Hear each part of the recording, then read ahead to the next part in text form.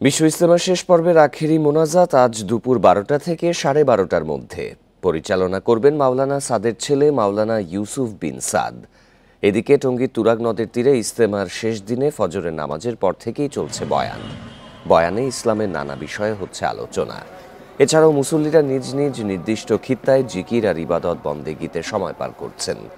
ইজতেমা নিরাপত্তায় প্রথম দুই পর্বের মতোই রয়েছে আইন শৃঙ্খলা বাহিনীর সদস্যরা। বসানো হয়েছে সিসি ক্যামেরাও। এর আগে শুক্রবার ভোরে ফজরের নামাজের পর আমবয়ানের মধ্য দিয়ে শুরু হয় মাওলানা সাদপন্থীদের বিশ্ব ইজতেমা। গত 31শে জানুয়ারি প্রথম ও 3রা ফেব্রুয়ারি দ্বিতীয়, এই দুই ধাপে হয় জুবায়ের পন্থীদের ইজতেমা।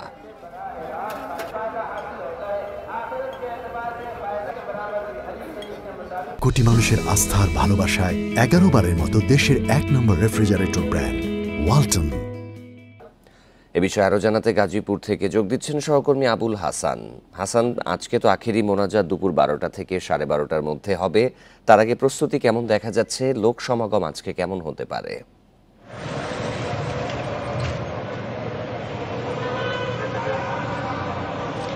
দেখুন, বিশ্ব ইজতেমার আজকে আখেরি মোনাজাত এবং এর মাধ্যমে সাত কান্ধহুলি যারা অনুসারী তাদের বিশ্ব ইজতেমা শেষ হবে এবং আজকে দুপুর 12টা থেকে এই আখেরি মোনাজাত অনুষ্ঠিত হওয়ার কথা রয়েছে এবং আখেরি মোনাজাত পরিচালনা করবেন ভারতের মাওলানা সাদ কান্ধহুলির যে বড় ছেলে ইউসুফ বিন সাদ, তিনি আখেরি মোনাজাত পরিচালনা করবেন এবং এর আগে 10:30টায় এখানে 9:30টায় এখানে হেদায়েতে বয়ান হবে এবং সেই হেদায়েতে বয়ান করবেন ইউসুফ বিন সাদ এবং এই তার যে দিক নির্দেশনামূলক বয়ান, সেই বয়ানের পরে কিন্তু আখেরি মোনাজাত হবে। এখন ফজর নামাজের পর বয়ান হচ্ছে, বয়ান করছেন ভারতের মাওলানা মুরসালিন। আমরা যেটি দেখেছি যে এই যে বয়ান, সেই বয়ানের শোনার জন্য মানুষ কিন্তু যারা আছেন তারা খিত্তায় কান পেতে আছেন যে মুরব্বীরা কি বলছেন এবং তারা কিভাবে আমল করবেন, কিভাবে পরকালীন মুক্তি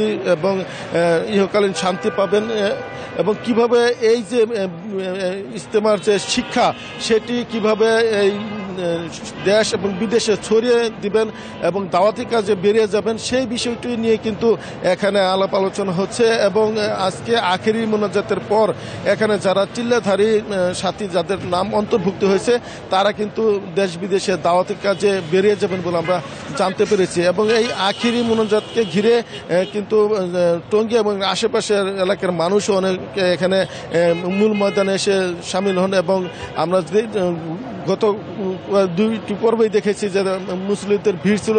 আজকেও লাখো মুসলিম সমাগম হবে বলে এখানকার আয়োজকরা আমাদেরকে জানিয়েছেন এবং এই যে বাড়তি মুসলিম আসবেন এবং এখানকার যারা মুসলিম রয়েছেন লাখ লাখ মুসলিম, তাদের যাতায়াতের সুবিধার্থে এখানে রেলওয়ে থেকে 8টি স্পেশাল ট্রেনের ব্যবস্থা করা হয়েছে এবং অনেকগুলো ট্রেন এখানে যাত্রা বিরতি করবে বলে আমরা জানতে পেরেছি। এছাড়া বাড়তি বাসের ব্যবস্থা করা হয়েছে এবং এখানে পুলিশ কমিশনার আমাদেরকে যেটি জানিয়েছেন যে আজকে এই ইজতেমা আখেরি মোনাজাত উপলক্ষে কোনো ধরনের যানবাহন বন্ধ থাকবে না, সবগুলো গাড়ি কিন্তু সচল থাকবে এবং যাতে মুসল্লিরা নির্বিঘ্নে আসতে পারে এবং যেতে পারে সেই ব্যবস্থা তারা রেখেছেন। এবং পুলিশ কমিশনার বলছেন যে রাস্তায় কোনো মানুষকে বসতে দেওয়া হবে না, যাতে রাস্তাটি সচল থাকে সেই ব্যাপারে তারা পুলিশের দিক নির্দেশনা দিয়েছেন কমিশনার। এবং কমিশনার বলছেন যে ইজতেমা যাতে সফল এবং সুন্দর হয় সেই জন্য তারা নিরাপত্তা ব্যবস্থা, প্রয়োজনীয় নিরাপত্তা দিচ্ছেন এবং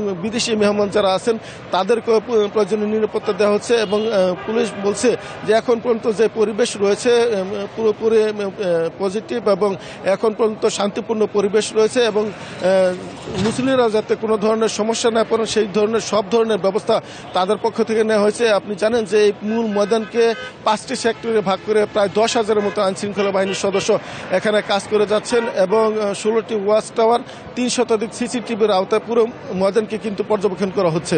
এই ছিল ইজতেমা ময়দানের সর্বশেষ পরিস্থিতির খবর। বিশ্ব ইজতেমা তৃতীয় পর্বের আখেরি মোনাজাতের খবর জানাচ্ছিলেন সহকর্মী আবুল হাসান।